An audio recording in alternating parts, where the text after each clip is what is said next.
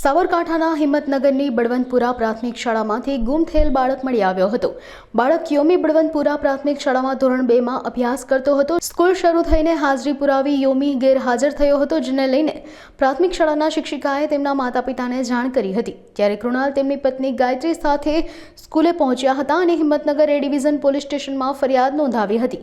આ દરમિયાન પોલીસ વાલી સાથે સ્કૂલમાં આવીને તપાસ શરૂ કરી હતી. ત્યારે પોલીસ તપાસ શરૂ કરાતા બાળક મળી આવ્યો હતો. આ ઉપરાંત બાળકને માથામાં હાથ ફેરવી મહિલા પીએસઆઈએ ચોકલેટ આપી હતી. એ ડિવિઝન પોલીસ સ્ટેશન વિસ્તારમાં આજ રોજ ન્યૂ બળવંતપુરા સ્કૂલ છે, એમાંથી 9 વર્ષનો બાળક યોમી કુણાલભાઈ નાઈ એ કોઈપણ કારણસર સ્કૂલમાં ગયા વિના જલારામ મંદિર રોડ ઉપર જતો રહેલો અને ત્યાં એક વડ નીચે બેસી રહેલો.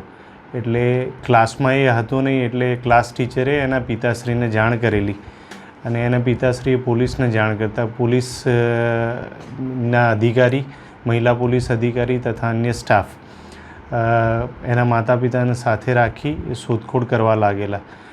શોધખોળ કરતાં બાળક છે એ જલારામ મંદિર રોડ ઉપર રેલવે ટ્રેક ઉપર વડલા નીચેથી મળી આવેલો અને મહિલા પોલીસ અધિકારી તથા અન્ય પોલીસ અધિકારીઓએ એની ખૂબ સારવાર અને સાર સંભાળ લીધેલી, જેથી એના મા બાપ પણ ખુશ થયેલા. તો પોલીસે આ સુંદર કામગીરી કરેલી છે.